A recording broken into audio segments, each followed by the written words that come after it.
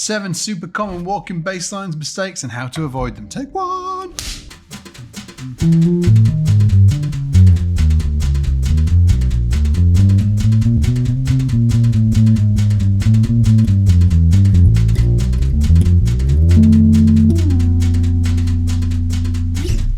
So you are here because you're interested in learning more about walking bass lines, what they are, and specifically the common mistakes that I see people making time and time again. And just to put it out there, why would you want to learn walking bass lines? Because all of the greatest bass players in the world have learned how to play walking bass lines. Obviously, James Jamerson, Pino Palladino, right through to John Patitucci and Victor Wooten and Joe Dart. All of them have learned and studied how to play walking bass lines, which is why I want you to get into it today. So with that said, let's get into it.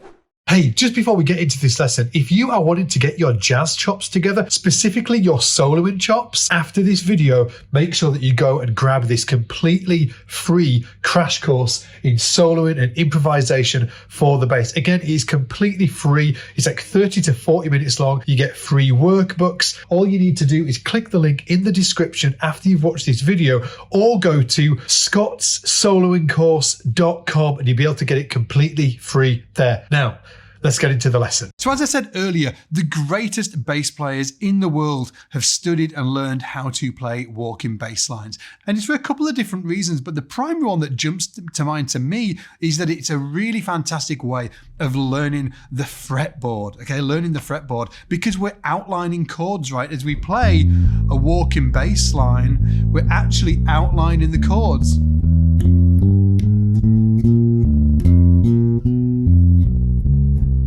You can hear the chords going by, right?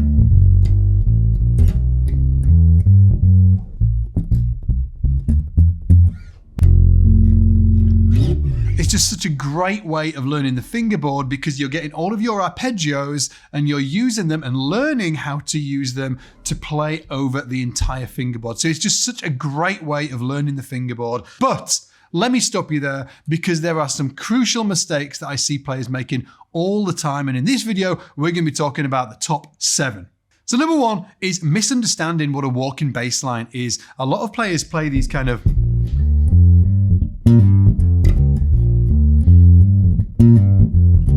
these boogie woogie style bass lines, and they think that that is a walking bass line. That is not a walking bass line. It has like a similar vibe, but in essence, a walking bass line is improvised, okay? It's improvised. The line changes all the time. They're not playing the same thing every single time. When you listen to the greats like Ray Brown or Jimmy Garrison or Ron Carter, those lines are improvised. So if you take a simple chord sequence like Autumn Leaves, which is C minor to F dominant 7 to B flat major 7 to E flat major 7 to A minor 7 flat 5 to D7 to G minor to G dominant 7, right? That's a simple 8-bar sequence there, right? If we're playing a walking bass line around that, it's going to be different every time.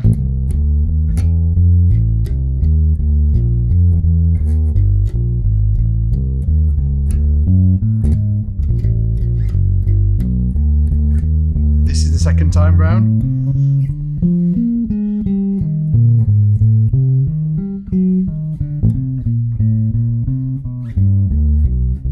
Okay, I played a completely different line that second time around. So remember, walking bass lines are improvised. Now, common mistake number 2 is leaving daylight gaps in between the quarter notes. Okay, when you listen to a great walking bass line,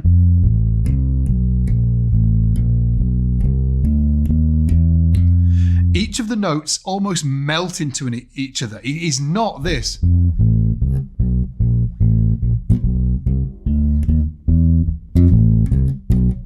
Bop, bop, bop, bop, bop. It's more,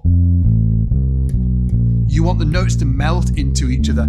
Just a quick shout out, if you come from a funk background, it is a very common thing to start playing like funky walking bass lines.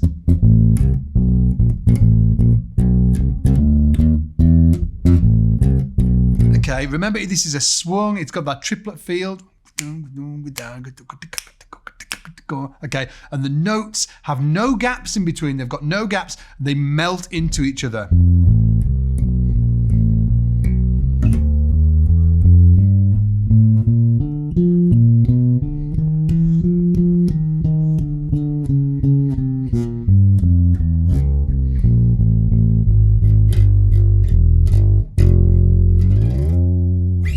Okay. I admit it, we got to the end of filming this video for you.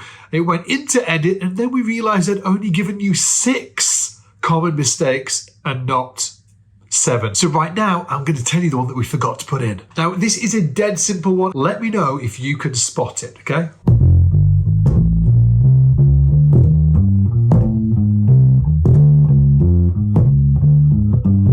Did you spot it? This common mistake is doing too much of this.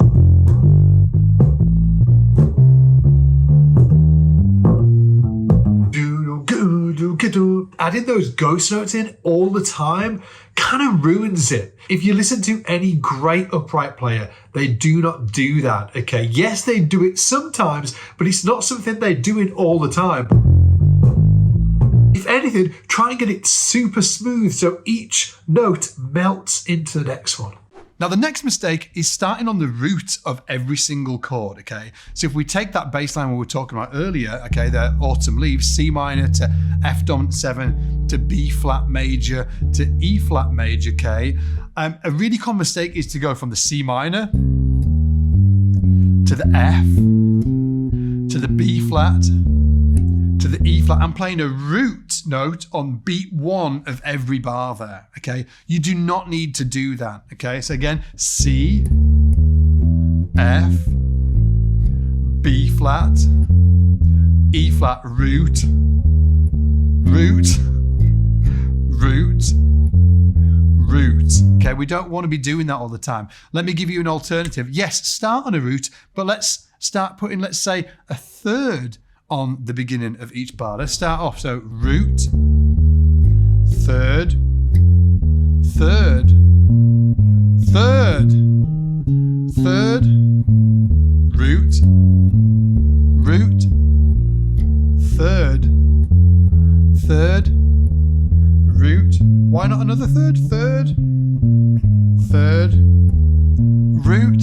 Let's do the third. Third, root, root.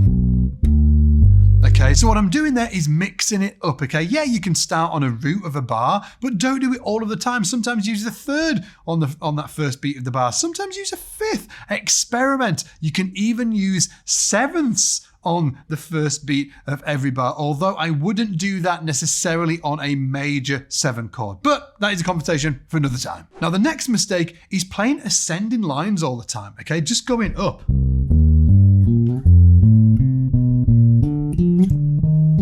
Okay, that's C minor there. I played up the chord and then on the F7, I'm playing up the chord and then B flat. I played up the chord from the root up, root up. This again, it's a really common thing for bass players to think about root note first and then up, okay, up the chord.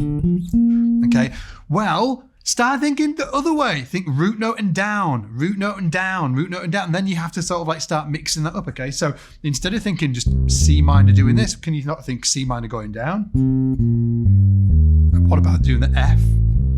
Okay, so I went down the C minor there. I went down the F dominant 7. I'm going up the B flat, down the E flat, up the A, down the D, up the G, down the G dominant, and then up the C, down the F, up the B flat, up the E flat, down the A, up the D, up the G minor. Okay, you get my point. Try and break that habit of just going root up, root up, root up. And that's not only just for walking bass lines, that's for everything, okay? Start learning to go down the chords. Play the root and down, root and down, root and down. And then, ideally, start mixing it up. Now, the next mistake is making a real emphasis of beats 2 and 4 within the walking bass line, but just too much. Like, yes, if you think about 1, a 2, a 2, 3, 4. We've got this real strong beat on 2 and 4, right? 1, 2, 3, 4, 2, 3, 4. But it's a very common mistake for people to really emphasize that within their bass line.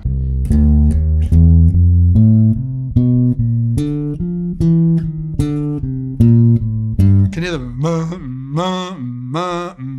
like you can emphasize beats 2 and 4.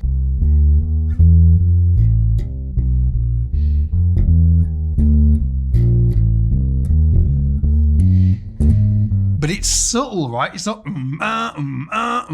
So if you are going to emphasize beats 2 and 4, take your foot off the gas a little bit. And also, I like sometimes just to play them like real fat and straight and try and get a real just fat stream of quarter notes.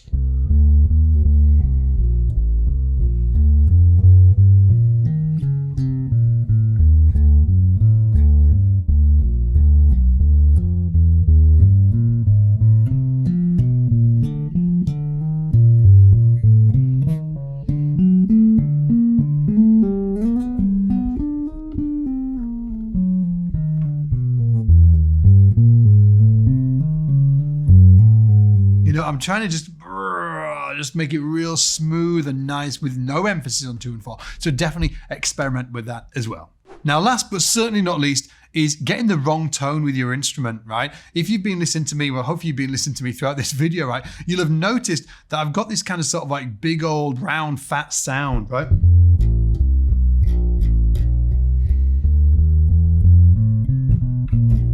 Okay, and I'm not trying to emulate the upright players like Ray Brown and stuff like that, but I'm trying to get somewhere in the vicinity of a sort of like a warm, round sound, okay? So when I hear players playing it with like, let me rewind a little bit. To get that sound, I've actually just got the neck pickup on full. So I've only got the neck pickup on. This pickup is all the way off, okay, all the way off, and then I've got the tone rolled all the way back.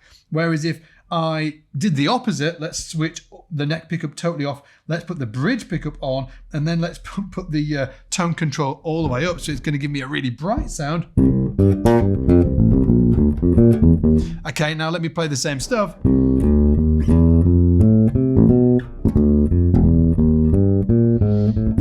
Okay, it just doesn't sound great. Okay, so again, get that net pickup all the way on, get that bridge pickup all the way off, get that tone rolled all the way off, and then you've got that. Woo! Yeah, sounds wicked. And also, when you're picking with this hand, with your plucking hand, to emphasize or get even more of that rounder sound, bring that hand over here. So instead of down here, bring it over here.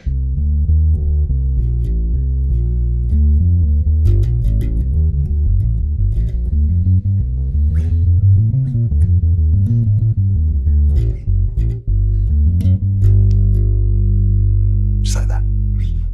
Now, that's it for this one, guys. And as I said earlier, if you want this free soloing and improvisation course that I've put together for you, completely free. It's like 30 to 40 minutes long, super in depth. You get free workbooks, free backing tracks, the whole 9 yards. All you need to do is click the link in the description or just go to scottssoloingcourse.com and I will see you there. Now, take it easy. I'll see you in the shed.